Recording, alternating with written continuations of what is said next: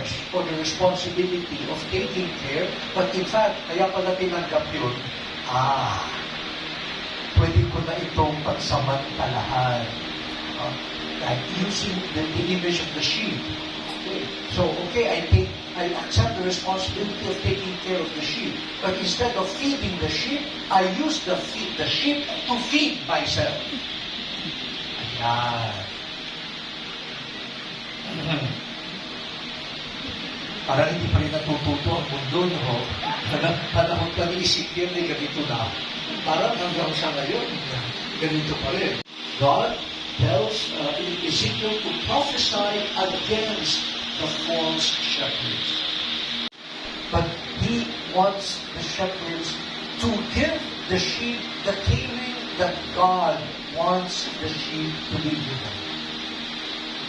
So ito po ay isang magandang balita when you feel like lost, abandoned, nobody minds you, no?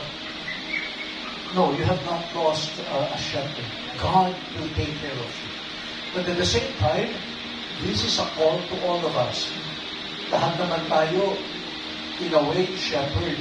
Hindi lang yung mga public leaders o mga pari, mga madre, mga magulang. You are supposed to be shepherds of your families. No? Yung husbands and wives, you should shepherd each other. Yung mga kabataan, sana you are shepherds of your fellow youth. Huwag niyong dalhin sa kung saan maling takbo ng buhay. No? O sa barangay. No? Kaya ako minsan ayaw ko yung nakikita kong notice sa tapat mo, linis mo. Kasi nakikita ko yun yung tapat lang ng bahay ko, nilinisin ko, pagka nawalis ko na, yung nawalis ko, tapon ko sa tapat mo na yan. O hindi ko na yung responsibilidad, tapat ko na yan, linisin ko na yan. Bakit hindi barangay natin, linisin natin? Bakit pati yung paglilinis, very individualistic? Basta malinis yung tapat ko, wala na akong pakialam sa tapat niyo. That's not the way shepherds, no? Yan. Pati nga minsan mga kalye, no? Asfaltado, mamaya bigla na ng baku-baku. Tapos asfaltado ulit. Tinanong ko minsan yun nung ako umiikot pa dito sa Cavite, bakit gano'n? Kasi po yung mga bahay na yun sa tapat na yun, hindi ho bumoto doon sa ayan. Nanalo na nga siya, di alagaan na ang lahat. Hindi mo lang aalagaan yung bumoto sa iyo.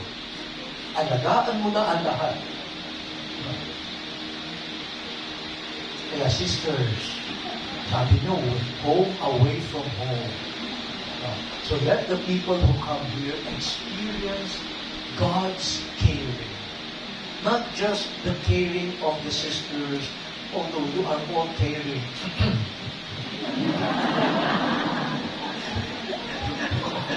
Ba't kayo tumawa? Para hindi kayo makapaniwala. No. But we need to go back to that. How does God